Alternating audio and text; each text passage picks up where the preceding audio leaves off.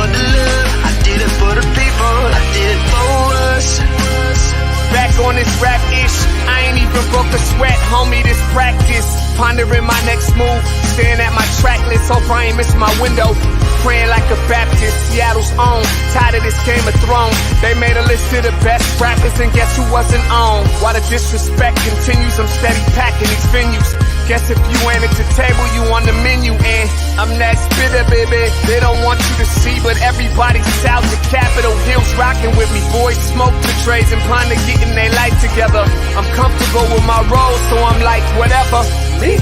I ain't got a job, but I work hard. And you don't work hard, but you got a job. The irony is I'm judged while you feel the applause. I'm slept on, that's why I had to set this alarm. My dudes is armed, I'm armed with this arm charm. Body banging like she got that cream from Barry Bonds. Yeah. I did it for the city, I did it for the love, I did it for the people, I did it for us. That Dre season is here, a real hitter with a mic, I'm everything that they fear. With that hood ain't the same, I was all on their ass, I'm level-headed. So yo, my dudes love when I spaz, and I'm so over Seattle's passive-aggressive attitude. They don't call you back, what they really saying is F you. While I'm from the same place, I move at a different pace. I prefer if you just said it to my face, damn, I did it. I did it for the city, I did it for the love, I did it for the people, I did it I hate for these us. average dudes with they average spit, writing average rhymes, knocking average chicks. The closer I get, I can feel the people starting to shift. I'm loyal to a fault, and everybody can't come with. Rap's a rich man's game, I'm only playing with change. They bang models and singers, I'm knocking my own flame, I'm different. The crowd, I move with the chosen few. Black thoughts, I could be the front man for the roots. No diamonds and gold, I'm on my sticks and stones. If we can see your panty line, you should have on a thong. My team is strong, through this fire we forged a bond. And they already know what it is when I get on. To the hearse, party like it's December 31st. When I'm on my deathbed, I probably cracking my nurse. You ain't got the bars to compete, I'm a verbal athlete. Deflating these boys so they say that I cheat. Damn, I did it. I did it for the city, I did it for the love, I did it for the people, I did it for us.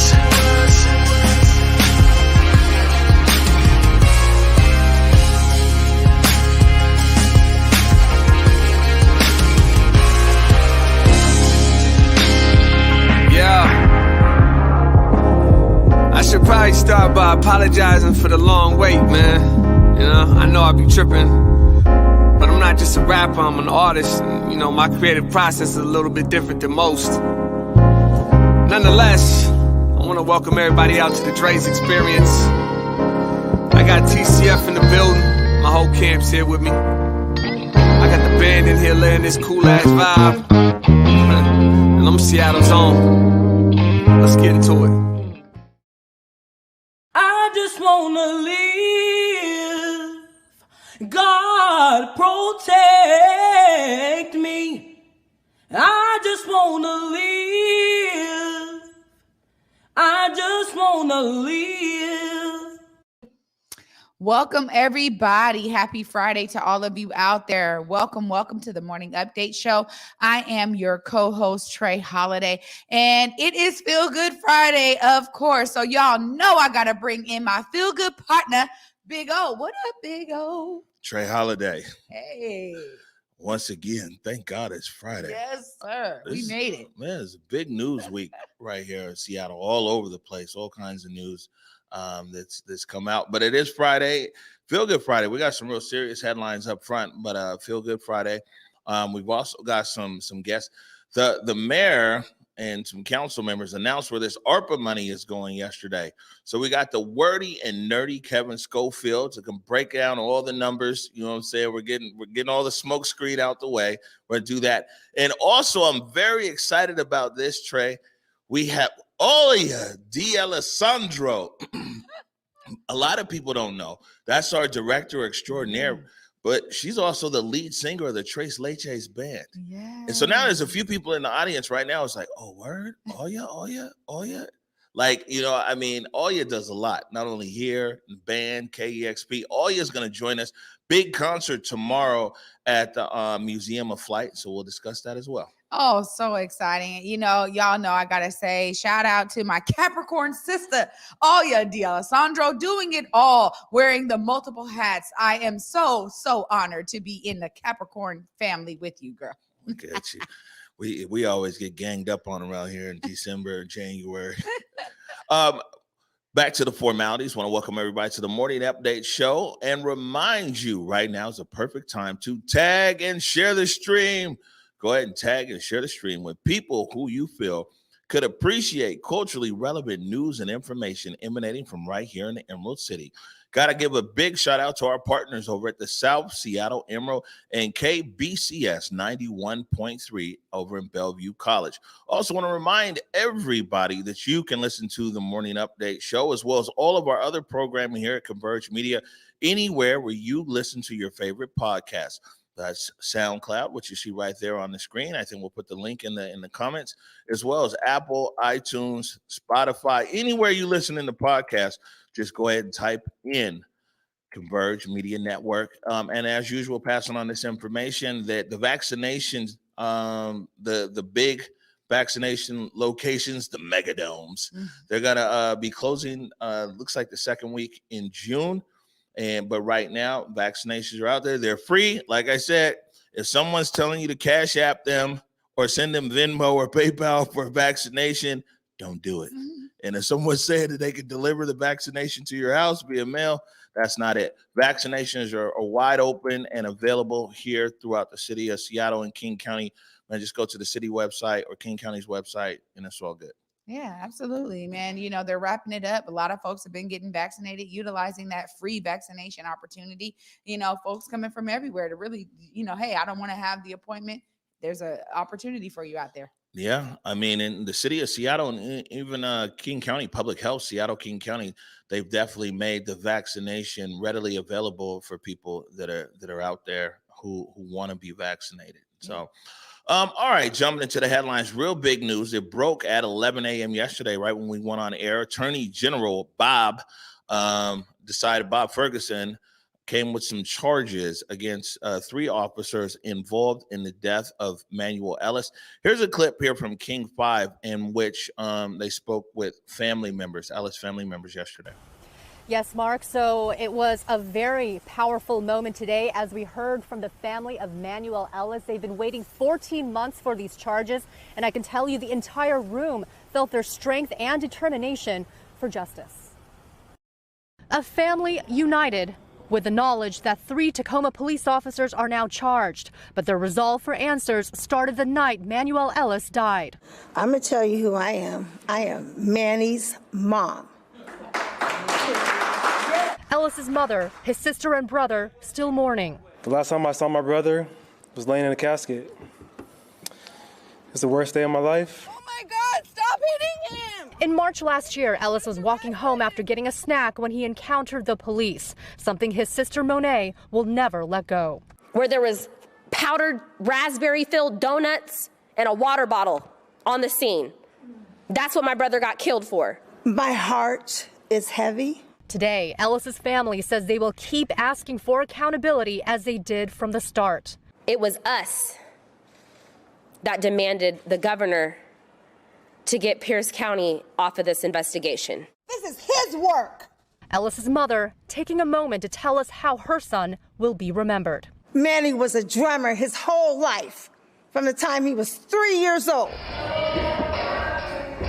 He was in the church, loving God, living right. Yeah, he made mistakes. I bet you y'all out there made mistakes too, though.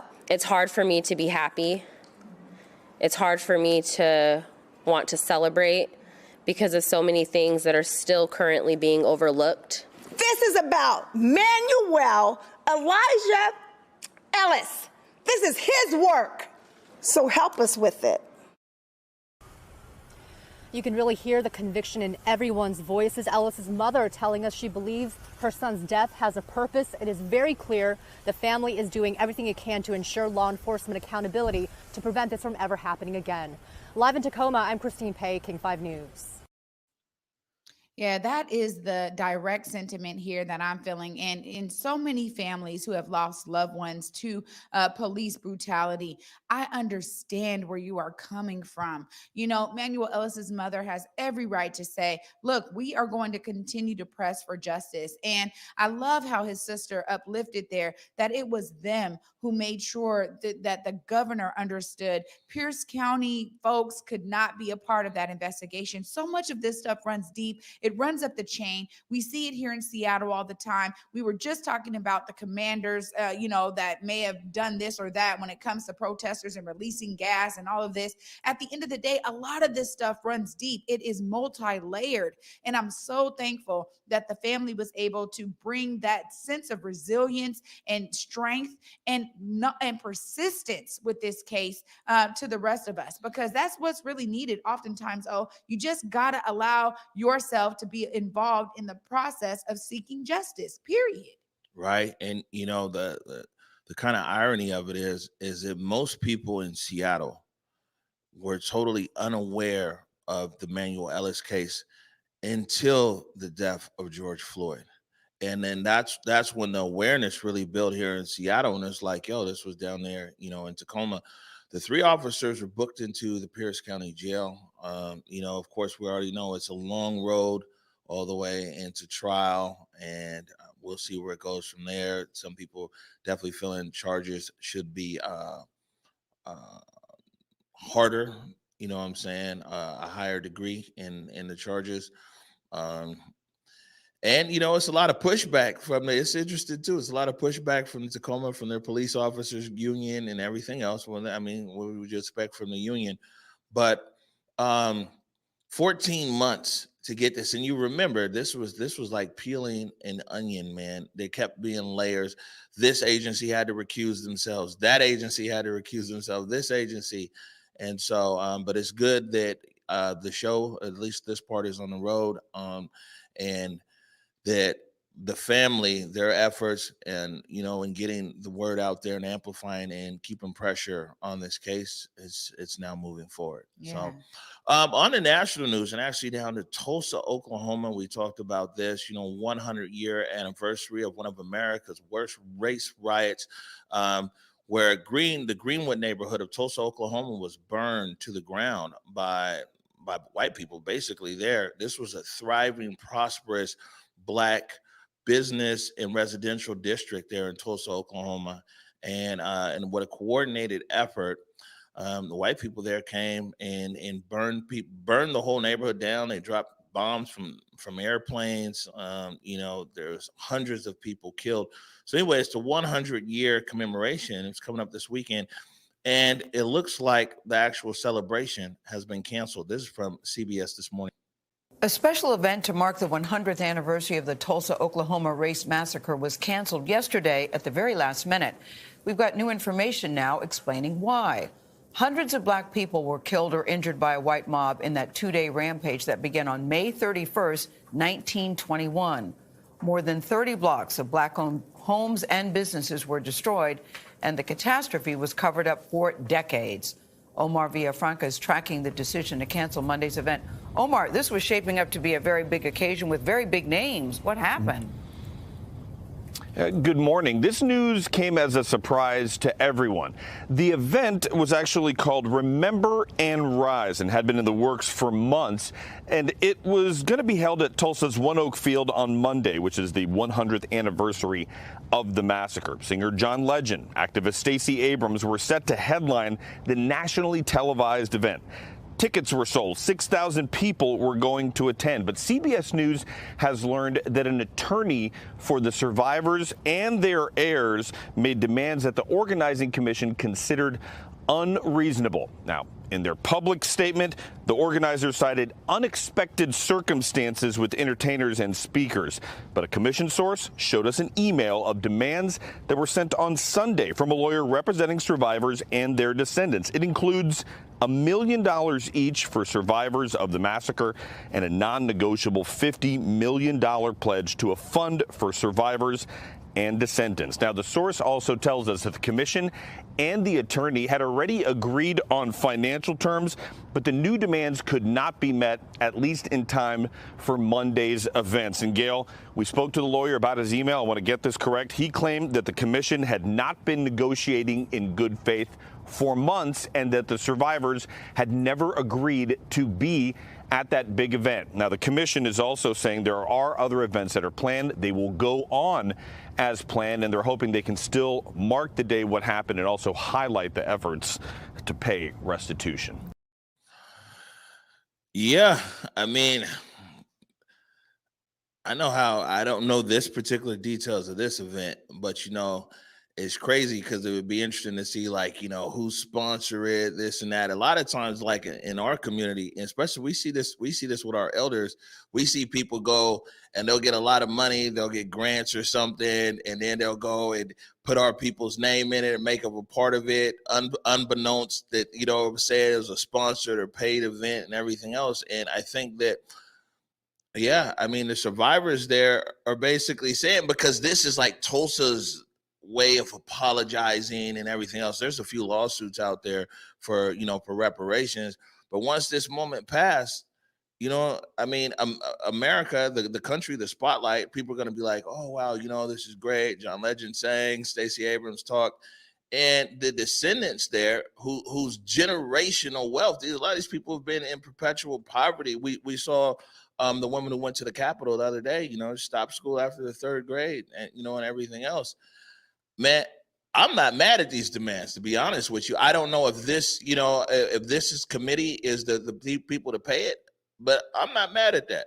I mean, clearly there is some real need repair rations, reparations for the survivors and descendants of Tulsa.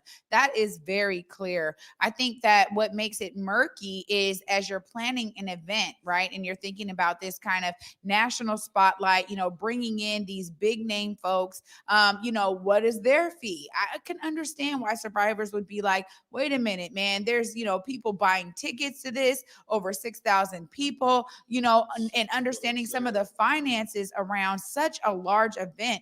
I could understand why they would want to ensure that, hey, this is going to the right way. This is going to the right folks who really have been harmed. It's not just a spectacle, and it's not something that's going to kind of be here and then be gone, and the survivors and their descendants are not remembered in the entire thing. I think it is important, and maybe it just got too big. When we talk about tickets being sold and all of that, it gets a little funny, man. I can understand it too, to be honest. That's what I'm saying. And when you're bringing in all these artists, these speakers, then they're writers. You know what I'm saying? I mean, I used to do a lot of concert promotion. Ain't nobody hopping on the back of a Spirit Airlines if you're John Legend to go down there. It's a lot of money that's going out, and maybe those resources would be better focused on actually helping the people who are impacted. So, anyways, the big shindig is off, and we'll see what happens next. Want to shift to some local news. It is Feel Good Friday, so we got 3 quick headlines here. In a positive way, the Seattle Public Libraries, we'll go ahead and put this one up. Seattle Public Library to reopen more branches in June and expand branch hours, capacity, and services. And what Seattle Public Library is saying here, the Ballard, Douglas Truth, and Rainier Beach branches will join Beacon Hill, Broadview, Lake City, and Southwest branches in reopening for in-building services. Curtis Delgado was sitting out there talking about he's so happy that it's going to open because, there's a library and you go there to read books.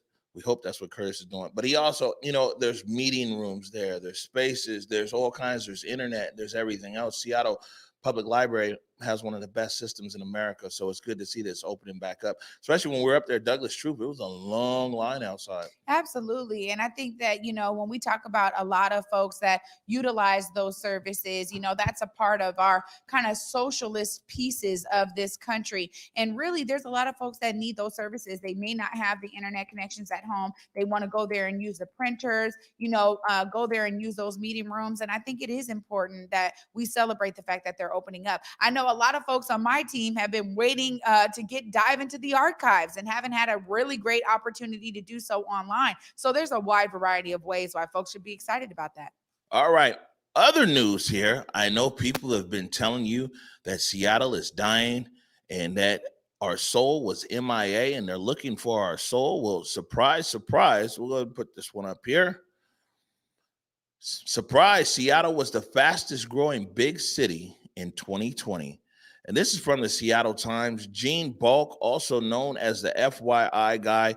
And I'll just read this right here. New data from the U.S. Census Bureau shows that between July 1st, 2019 and July 1st, 2020, the Seattle had a net gain of about 16,400 residents, hitting a total population of 769,700 people.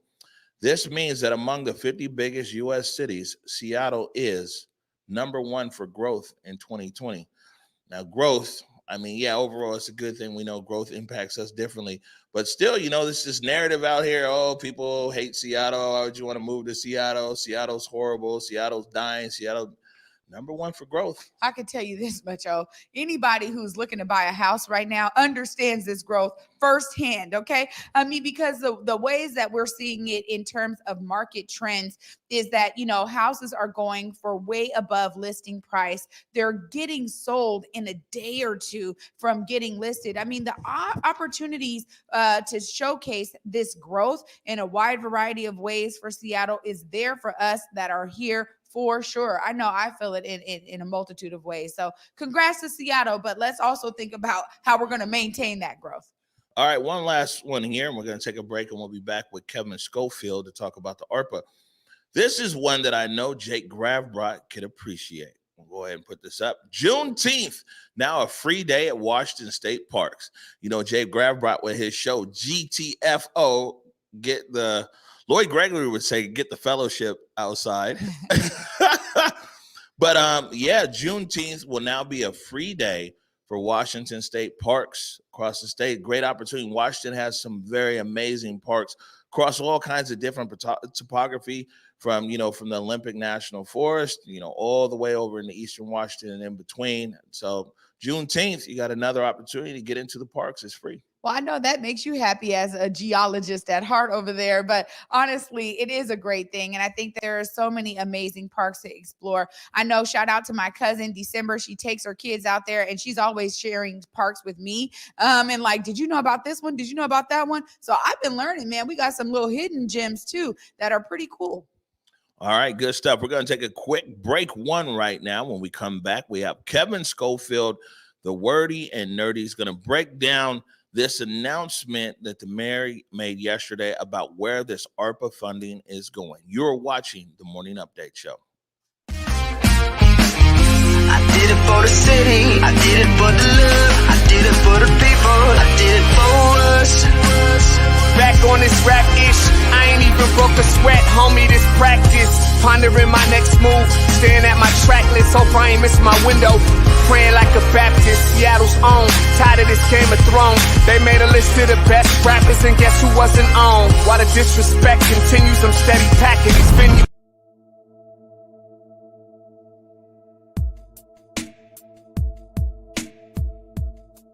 Converge Media produces culturally relevant content for Black and urban audiences. Our coverage is raw, transparent, and objective, praised by community leaders, government officials, and residents. Support Converge Media today via Venmo, Cash App, or PayPal at Converge Media.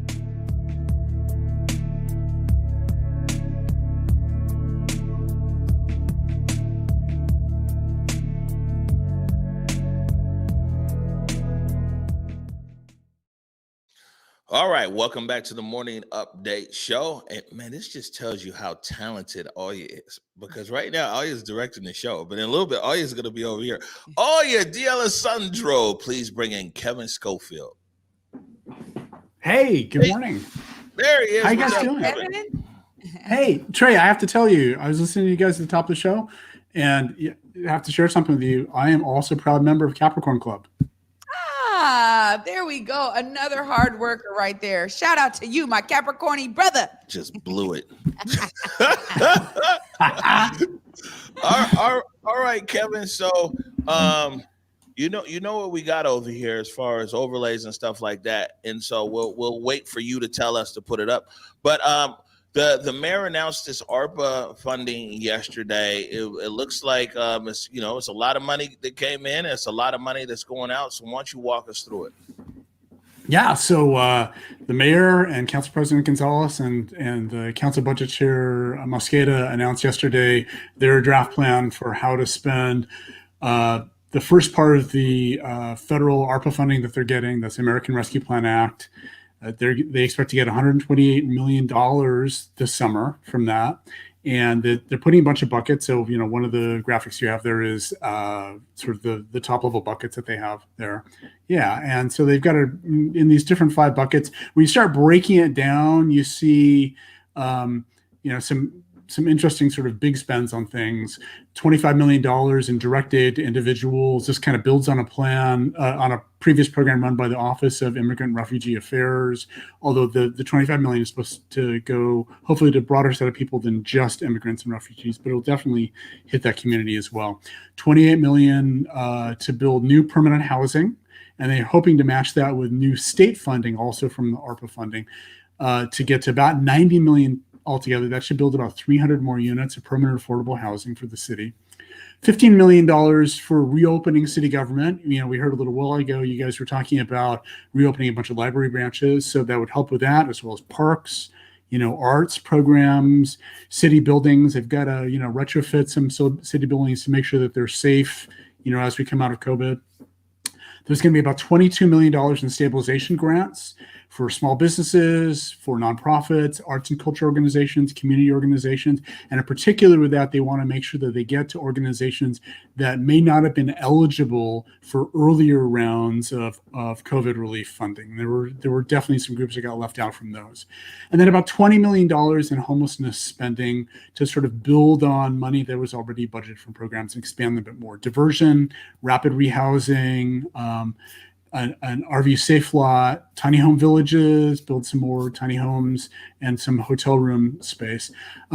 Now, when you look into this, you see that there's a lot of earmarks for, council members' pet projects and some of the usual suspects organizations that are really close to City Hall. We see childcare, gender-based violence support and prevention programs, direct aid to immigrants and refugees we talked about already, Stay Healthy Streets, job retraining and apprenticeship. And, those are all great programs to fund.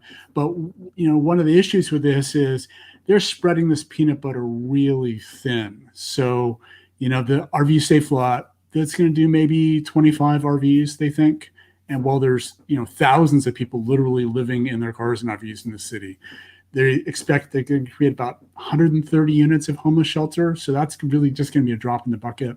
About $400,000 for tiny homes, which that might be about, they run $20,000 to $25,000 a piece. That's 16 to 20 tiny homes. So about 300 units of new affordable housing. When you sort of look at that compared to the scale of the big investment, the big issues that we're dealing with in the city, it kind of feels a bit disappointing because it doesn't really feel like there's any big ideas, nothing really transformative. We've heard our city officials, the mayor and city council members saying we want to build back better. But you look through this and it's really hard to see anything that goes, okay, is this building back better? It's all good stuff. It's, and everybody's going to get their little slice of the pie to this. Nobody can come back to elected officials and complain that they were completely ignored. But you really kind of have to ask, is this a missed opportunity to kind of step back and do something big that might make Seattle a little different? You know what, Kevin? I just love that you usher that in because I agree with you in terms of this being spread very thin. One of the things that has really been coming out from, so many different community groups is, the need for institutions, right? When we think about this federal funding kind of coming in, at the end of the day, what's really necessary is for there to be a sustainable way to ensure that the issues that this money can address is addressed all the time and not just with this drop of money. So I agree there. I'm not sure what they're looking at in terms of how the money will get dispensed. Do you know anything about that in terms of how they may be able to issue this money out? Well, a lot of it is going to come back to programs that already exist, putting more money into programs that exist. So they don't need to come up with new ways for how this to get out. So I mentioned the example of the Office of Immigrant and Refugee Affairs. They've had a COVID relief program that got direct aid out to individuals, and so this is going to be another round of that. So wherever possible, they're looking on ways to leverage programs and avenues that they already have. I think for a bunch of these, there'll probably be RFPs that come out from city departments. But you raise a really good issue, Trey, about sustainability of these, right? And this is an issue for this kind of funding because it's one-time funding. Well, I guess you could sort of say it's two-time funding because next year, about a year from now, they're going to get another 116 million coming in. But for any program that they want to be sustainable for the long term, they're going to have to figure out how to build that into the base budget. And that's one of the questions that I asked the city budget office officials earlier this week when they were kind of rolling this out to the press in a pre-briefing. I said, for the money that's going into things like reopening the libraries or, parks programs, how are you going to make sure those are sustainable? And so they're going to have some work to do in, as they plan next year's budget and the year after budget to make sure that, as revenues start to come back to the city, that they add to the base budget of the city, add back in the funding they need to sustain anything that we want to be anything other than a one-off that comes out of this money. Some of the, I saw some comments out there from different people running for office, things like that said there wasn't enough of this money spread over to the homelessness side of things. What are your thoughts on that? Yeah, in particular, former council president Bruce Harrell, who's now running for mayor, as basically, within a few minutes of this announcement came out, he put out a press release reiterating stuff that he'd said earlier in the week and last week, saying that he really thought that the majority of this money should go to homelessness. And, in particular, kind of coming back to this notion of, are we making any big bets with this, right? Or is this going to be just kind of spread across everything and kind of incrementally try to sort of bring everything back up again? Well, it's this issue of homelessness as well. Is just like, okay, put resources clearly for people who are experiencing homelessness, but are there any resources there for upstream? I mean, there's quite a few people who are now living in their car, living in their RV, living on the streets of Seattle, where if there was an intersection upstream, they wouldn't necessarily be there. I don't know if I don't want to put you on the spot, but I don't know if that's exactly with former council member Harrell is speaking to or not, or just as far as resources for people who are currently on the street. But that's one of the problems never gets solved because they never go far enough upstream to solve the problem. Yeah, and there are programs that the city and the county do. A couple of them, there's a diversion program. That's what they call rapid rehousing, and they're both aimed at catching people just as they're becoming homeless and before they really end up on the street, catching them right then, and then intervening in a way that will get them back into housing, immediately and stop them from ever actually becoming homeless. And, part of what the mayor and city council are proposing here would put a little bit more money into those programs that already exist. I'm just looking through about $6.7 million for rapid rehousing. I'm not finding the diversion. Diversion about 1.3 million. So a little bit more money into those programs, and those programs have actually proven to be very, very effective. So that will certainly help. It's unclear how many people that will help compared to the the 10,000, 12,000 people are homeless in King County, a big chunk of which are actually living unsheltered, on the streets of Seattle right now. The best estimate is probably around 3,800, about 4,000 people living unsheltered on our city streets right now. So, there's a big need. Again, this, what the mayor and city council are proposing is an incremental bit more. There's nothing bad that, but there's nothing in here that will actually solve the problem of that either. We're just kind of chipping away at these things. Yeah. that's really what I'm hearing, to be honest, is that it's a bit of a chip away and not enough really being done to ensure that, this is really getting treated kind of as a public health crisis, as we've been saying, is really necessary around this COVID and this kind of economic relief right now. Kevin, straight up, I mean, are Black folks going to get any of this money? Well, I think I think the answer is yes, but it's spread out into so many little buckets that a lot of it is going to be hard to spot. There's some money in here for apprenticeship programs, for job retraining programs, and I think that folks in the Black community will benefit from that. I certainly hope that folks in the Black community will benefit from the direct aid programs. And I can't speak for the mayor or the city council on how exactly they're going to decide to prioritize those as it runs through the Office of Immigrant and Refugee Affairs. But from what I hear from them, their intent is certainly to make sure that there's broad opportunities for people to benefit from that. Certainly within the homeless population in Seattle, the Black community is significantly overrepresented. So investments in homelessness programs will help. And in fact, when you look at the data for the homelessness programs they put in place, the people they're serving are also overrepresent Black people. So that there has certainly been effort, in the city and in the county and in local homeless providers to realize that the Black community is overrepresented and trying to address that. But, it is a super hard problem, and the problem is much, much larger than the amount of money and resources that we put into them. Yeah, this is exactly what we're talking about here because, unfortunately, when I think about something like childcare and it goes like, okay, look, maybe you can get your childcare paid for the last 6 months or, next 6 months or something. But then it's like a drop in that bucket. And then what is that mother or father or family supposed to do in terms of how to sustain it? So it goes back to sustainability for me and also the dispersion. I mean, we've dealt with the fact of there's a lot of harm that comes when we think about this RFP process. And, council and city government, they really have an opportunity to figure out a different way. I think utilizing some of the models that you described there with the Office of Refugee and Immigrants, that, they had a direct way to do, hey, we're going to give it to these specific groups because, again, being plugged in.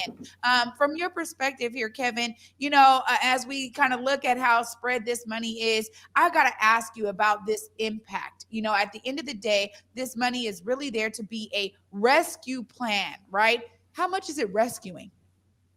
Yeah, well, I look at this and, there's obviously the political part of this where they're trying to spread it out enough so that everybody who comes and asks them for money feels like they're getting something out of this. And, I think it's sort of at a bigger level, is this rescue about helping over the next 6 months for the city to get back on its feet? Or is it about building back better? Is it about trying to realize that the city is going to look different coming out of this pandemic? And what do we need to change so that we really are better, so that we're prepared for what the world looks like coming out of this pandemic? And I think it's really more of the former than the latter in terms of what they've got on paper right now, right? This is going to help a lot over the next 6 months. It's going to get some money into people's hands. It's going to get some stabilization grants out into, the hands of small business owners and local community organizations. But, it's going to sort of get us maybe a little faster back to where we were in January 2020. But we're not really, there's nothing really in here I can look at and say, yeah, things are going to look different when we, based on doing this, when we come out of this. What in there, Kevin? I guess we got maybe time for one more question here. What in there is economic drivers? I mean, a lot of stuff. I mean, of course, which is needed. We talk about a lot of the basically social service programs and everything else. What in there is to be a catalyst for economic drivers? I mean, is there support a lot of our businesses? barely made it through, but they made it through. They're still here, but people need help. These are businesses that employ people. You know what I'm saying? And where are the jobs? Are there any? Or is there anything there in the budget where the city is hiring people, or programs that are hiring people? I mean, people want jobs. People want to be able to stand on their own 2 feet. Small businesses need help to continue to employ people and everything else. Is there something in there for that? Well, there's definitely a big chunk of money in there for small business grants, and I think that's good. One of the weird political issues in the city is that our elected officials, particularly some in the city council, have really demonized big business, right? And so certainly you look at Amazon, and Amazon doesn't need financial help from the city, and nobody's arguing that Amazon needs financial help from the city. But you look at Holland American Cruises, which is Seattle based. And that is that's a company that's been completely devastated, and they're dependent, not only on the cruise business, but on people feeling safe coming to Seattle to board a cruise ship here, or to get off for a couple of days here, and spend a bunch of money in the local community.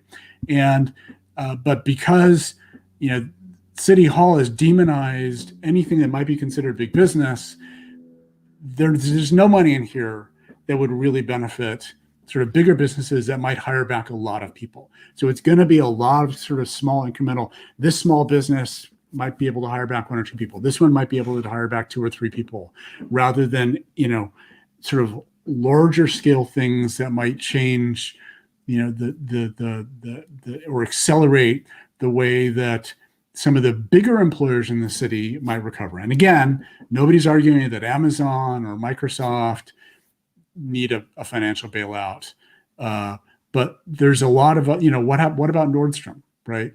Nordstrom got pummeled in and they're a big Seattle business, right?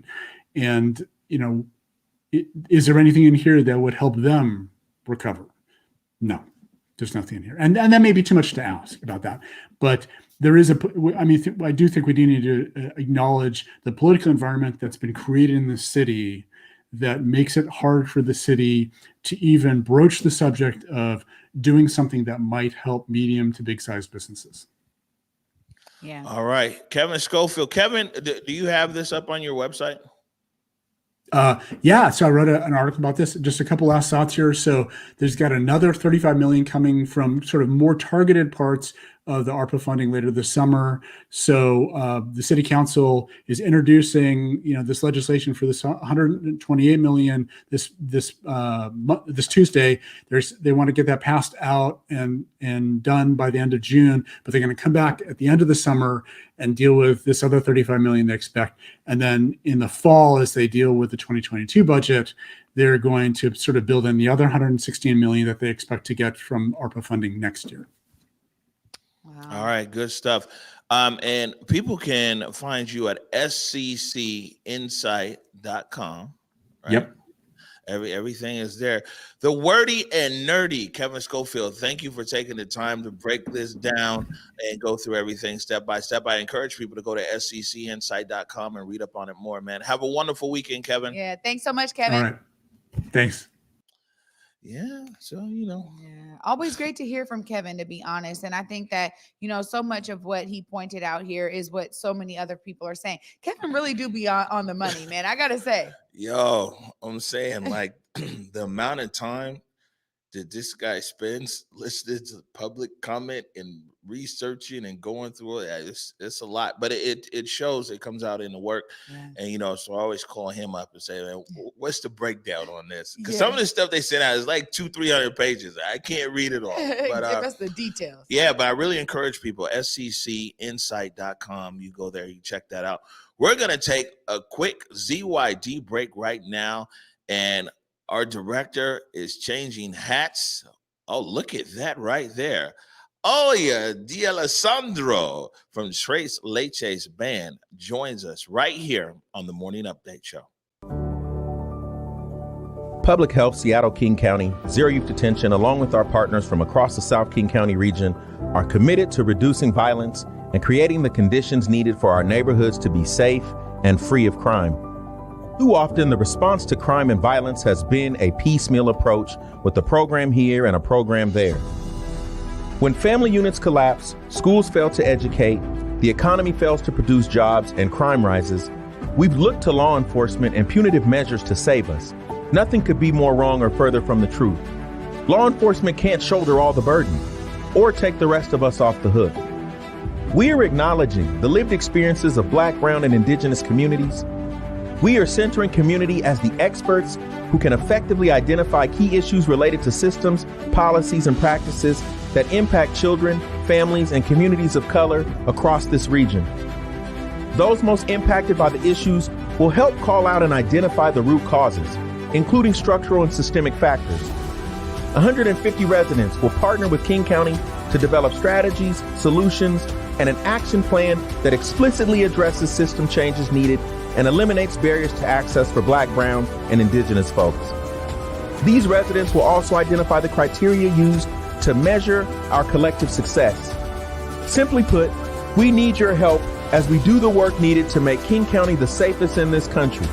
It will take specific commitments from all of us, community members, our young people, elders, and leaders from the sectors all across this region. Together, we will get this work done. Please click the link below and sign up for a work group. Or you can recommend a co-facilitator from community for each work group. We look forward to hearing your ideas, concerns, feedback, and solutions as we build a community where all our children can be happy, healthy, hopeful, safe, and thriving.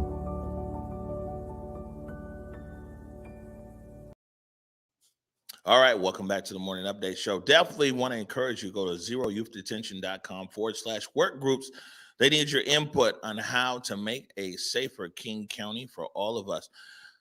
Ladies and gentlemen, I'm very excited right now to welcome Olia D'Alessandro of the Tres Leches Band right here to the Morning Update Show. Hi, everybody. And so I'm gonna tell everybody, bring up my camera, please, Curtis. I want to tell everybody this. If you appreciate the direction of the Morning Update Show here every day and the commitment here to bring you guys a high quality broadcast, you go ahead and let it be known in the comments how much you appreciate Olia D'Alessandro. Matter of fact, make some noise back there, Curtis.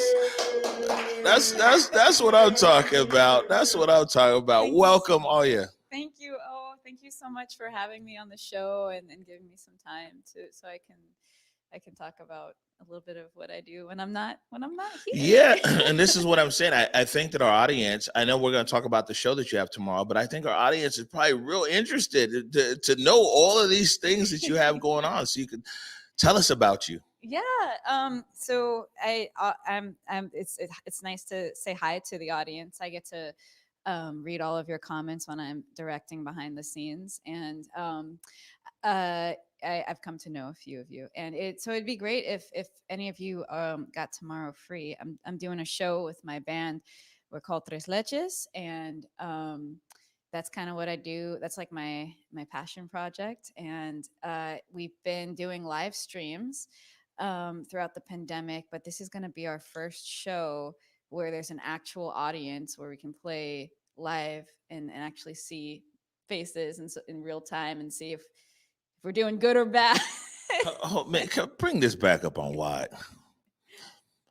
So here's the thing is, and this is what's really great about Olia, and it's surprising that you're a Capricorn. You think you'd be a Gemini because Olia comes here into work every day with, so humble, so professional. So, man, I mean, you have so many amazing qualities, but then you shift in, you know what I'm saying? So then you're also, when it's time to rock out, you rock out. You know what I'm saying? You're like, yeah, this band, Tres Leches is definitely one of the biggest bands here in the Seattle area, and actually has a fan base around the world. And also you perform in English and Spanish, right? That's true. Yeah, I mean, and that's your style here on the Morning Update Show, and I appreciate it. That is my job to big up you. I gotta let people know this ain't no small potatoes sitting over here. You're a big deal. Thank you. But it's also like, coming and like sharing with your family and friends. Yeah, I know. Well, that's well, you know what? Everybody has a cousin they brag on, like, oh yeah, you know, my cousin, he does this, he does that. So, you know, you're the family member here that we're bragging about today. We got a preview video, you and Martial Law, kind of a preview of tomorrow's show. We'll go ahead and play that now. What's poppin', y'all? It's Martial Law. And we have a show right here at the Museum of Flight Saturday, May 29th with Safe Sound Seattle. Get your friends, tell your friends to tell their friends, and pull up on us, man.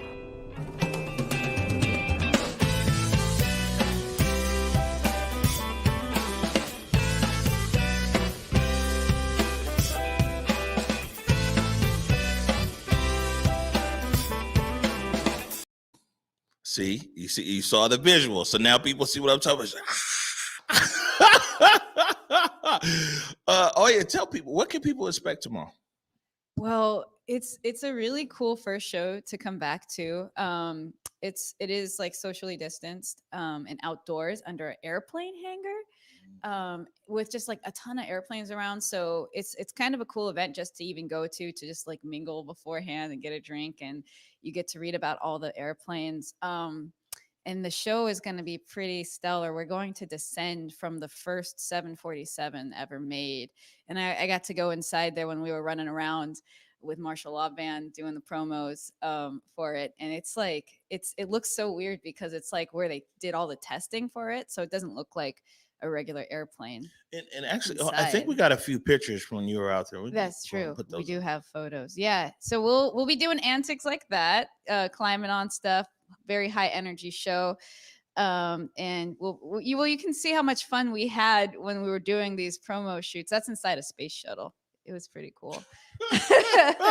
So we'll it's only going to get more energetic when we're on the stage with our instruments and we're not, I don't know. We'll go into a different headspace once we're on the stage, but there's a lot to play around with there in terms of like descending from the 747 and coming on the stage, and there's like fun things to climb up on, and just lots to do, lots of performance to be had. This is great. And now you can remind everybody the time and the location. Yes, it's going to be at the Museum of Flight tomorrow, May 29th. Mm-hmm. Also, I gave Curtis a code that he can pop into the comments, and yeah, he's like, yeah, got you. It's like that's like what I do. Like he's looking the answer, yeah, got you. But it's it'll give you a discount on your tickets, so check out the comments. And this is good stuff. And before we end this segment, I let you go and hop back behind the director's desk. You know, it's always good to give people their flowers while they're right here. And I want all of our viewers to know that it's like you make a difference here at Converge. You make us better at Converge. Almost all of this equipment that we have here is all the stuff that you point at. Man, this is what we need. This is what we need. This is what we need. And, you know, I mean, your impact here at Converge, and particularly on the Morning Update show, I mean, you bring tremendous value. You bring tremendous education. You're always teaching us some new stuff here. And most of all, you bring commitment. And I mean, it's an honor and a pleasure. And I'm so proud to not only call you my coworker, but my friend. Oh, thank you so much, Omari. It's a pleasure and an honor to work with you as well. Fantastic. All right, you guys, you got to get to this concert tomorrow, you know, so you can see the other side of all of y'all.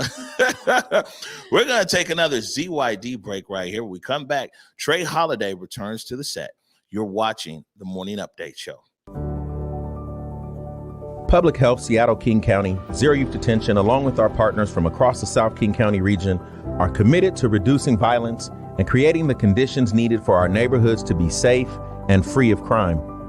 Too often, the response to crime and violence has been a piecemeal approach with a program here and a program there.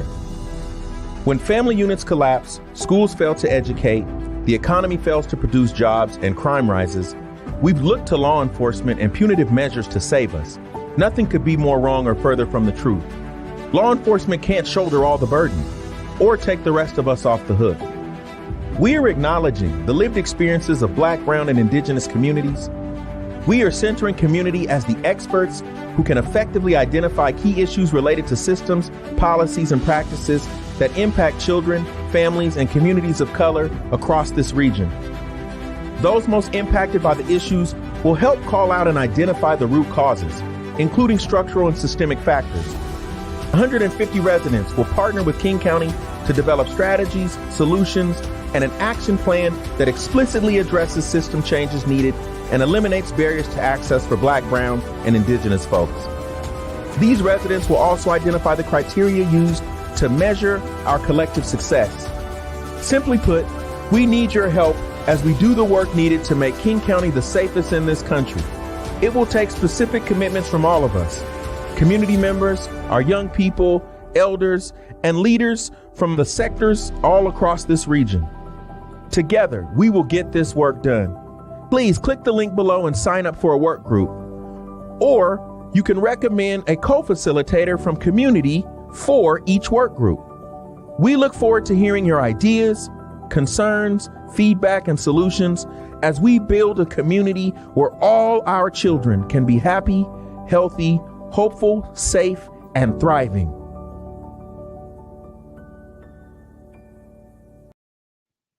All right, welcome back to the Morning Update Show. You know, Trey Holiday, it's Feel Good Friday, and I saw something here, and story out of Kenya. I know you were out there. Absolutely. In Mombasa and Nairobi, and I actually used to live and work in Nairobi, Kenya. Great story here out of Kenya. A young scientist is attacking the problem of plastic and plastic pollution and recycling there. This is from CBS this morning.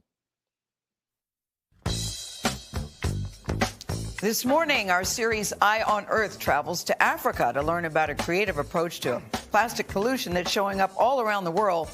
It's called the Great Pacific Garbage Patch. I like that. In the Pacific Ocean, contains plastic waste twice the size of Texas. That's big. Kenya is one of the many countries contributing to the pollution. Hundreds of tons of plastic waste are created every day in the capital, Nairobi, alone. That's where Deborah Pata met one young woman who's finding innovative ways to tackle the problem. This is Dandora, about 30 acres of waste. That's the equivalent of 22 football fields. Despite a pioneering plastic ban, Kenya is still drowning in it. And whilst most people look at this and think it's an insurmountable plastic mountain, one young woman saw a way to move that mountain. There are days in Kenya when you can actually walk on water. This river is choking with so much plastic, it's formed an unsinkable foundation, a disturbing health hazard for everyone living here, except this young woman. So I get excited when I see waste because I know that's life for us. The fact that plastic does not sink is precisely what intrigued material scientist Nzambi Matia. I came across this concept of using plastic to building blocks. In 2017, Kenya outlawed single-use plastic bags, but it's still everywhere, clogging drains, polluting rivers, contaminating animal feed. Some of it ends up here in Nairobi's Dandora landfill, which long reached its capacity and was supposed to be closed down 20 years ago. But every day, waste pickers trudge through the rancid trash, sifting for plastic. Plastic that Matia had to figure out how to turn into bricks. When you made your first brick, how was that? That was the best day ever. It took us about 9 months just to make one brick. But one brick wasn't enough. No problem for a woman who likes to get her hands, pretty much everything else, dirty. So she built a machine to mass produce the plastic bricks. First, the waste is sorted to remove rubble and metals. And then you're going to bake it. Exactly. Figure, if you know how to make cookies, this is just making cookies. I can make a brick, are you saying? Exactly. The boiling mixture is molded into building blocks, as many as 2,000 a day, 35% cheaper than standard bricks and up to 7 times stronger. Pretty impressive. Yep. It doesn't break. Currently, Matia's bricks are only used for pathways in small households, but she wants to target big construction companies next. Compounding Kenya's fight against plastic is that 2 years ago, the U.S. exported more than 1 billion pounds of plastic waste to 96 nations, including Kenya, and now wants to make the shipment of plastic a condition of a proposed trade deal. Greenpeace activist Amos Wemanya believes Kenya can barely manage its own waste, let alone recycle America's. It would be importing more problems if we were to allow this US-Kenya trade deal to be used as a way of dumping plastic waste on the African continent. Matia agrees countries should keep their waste in their own backyards, and she intends to make good on what she calls her triple threat. The more we recycle the plastic, the more we produce affordable housing problem, the more we created more employment for the youth. Which means there's no time to get too comfortable. For CBS This Morning, Deborah Patter, Nairobi, Kenya.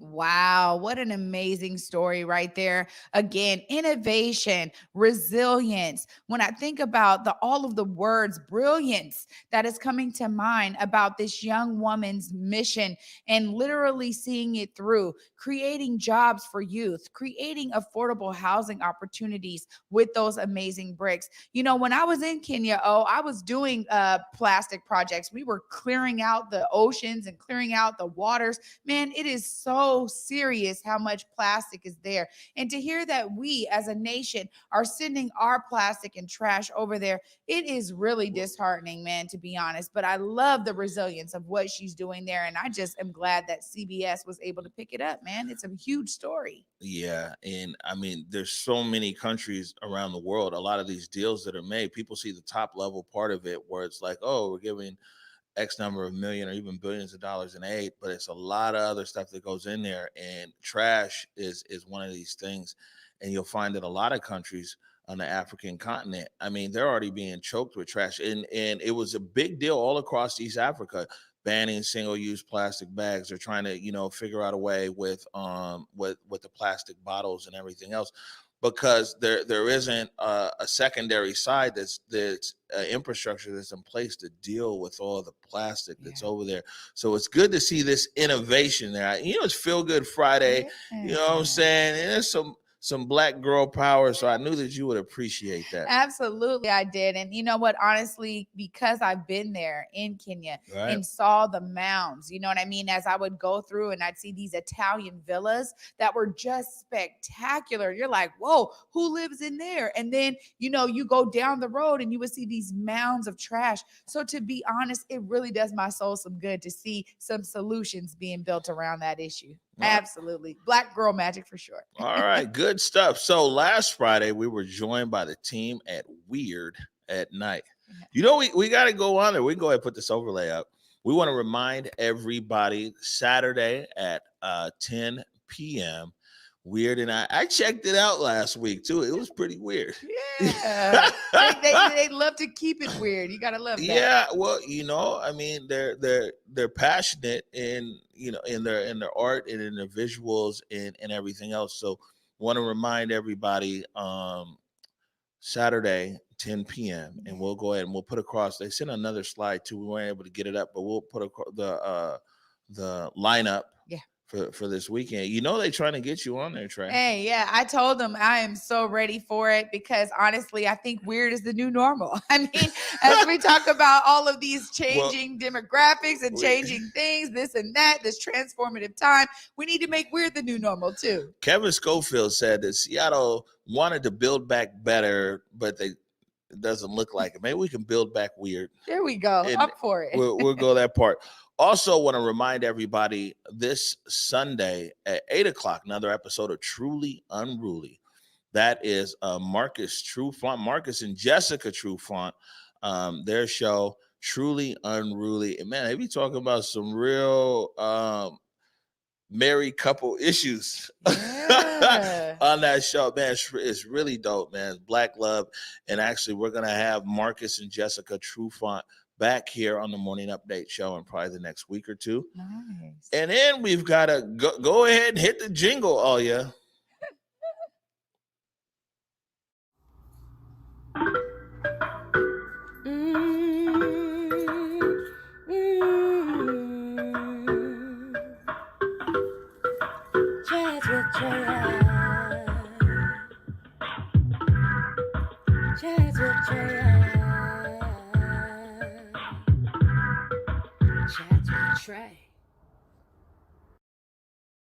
All right, Trey. Another episode today at 2 p.m. What's it all about? Absolutely. Twitney Vo came on, you guys, to really talk about the Southeast Peace Coalition and the work that they're doing to bring the mayoral candidates to the forefront. Also, just about the work of Southeast Peace Coalition. Great to get into a great chat with her. You guys are in for a treat at 2 p.m. today. All right, good stuff. We're overtime, but it's Friday, and I don't think any of our viewers they're not tripping. Yeah. But it's time to get out of here. Any last words? For me, you guys, always see yourself as a part of the solution. Find ways to do it. As we embark upon event season, there's plenty of events that you can get out there too, and just support Black-owned businesses, support businesses in your community. So much of it is about us circulating those dollars and keeping them local. So find a way to be a part of the solution. You can do that by localizing your dollars. Well, say that then. Yeah. Yeah.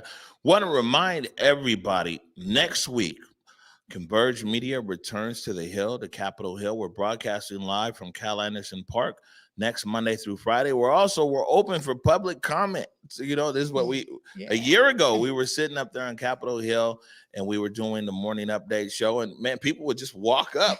I got something to say. So we're here for all of that. So, if you're going to be in the Capitol Hill area next week between 11 and 12, feel free to drop by, say hi. If you're one of our Converge Media and Morning Update Show family members, you just want to, say what's up, we're going to be out there from 11 to 12 Monday through Friday next week as Converge Media and the Morning Update Show returns to Capitol Hill. On that note, again, Chats with Trey today at 2 o'clock, 10 o'clock tonight. It's going to get weird. Yes. Oh, it's tomorrow. Night, I keep Saturday. saying, yeah, tomorrow. I'm glad that you're here, Trey. I'm here. I got you. I'd be giving everybody all the wrong information. Today at 2 o'clock, Chats with Trey. Tomorrow at 10 o'clock, Weird at Night. And then, of course, Sunday at 8 p.m., Truly Unruly. Want to remind you to go forward in your purpose, go forward in your humanity. And until 11 a.m. on Monday, live from Cal Anderson Park. Peace. Lift every voice and sing till earth in heaven ring with the harmonies of liberty. Let our rejoicing rise as the listening skies. Let it resound loud as the rolling sea.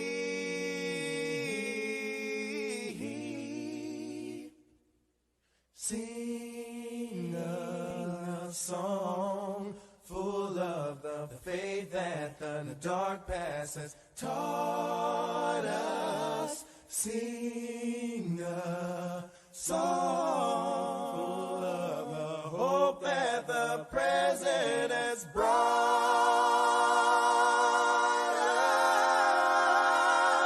us.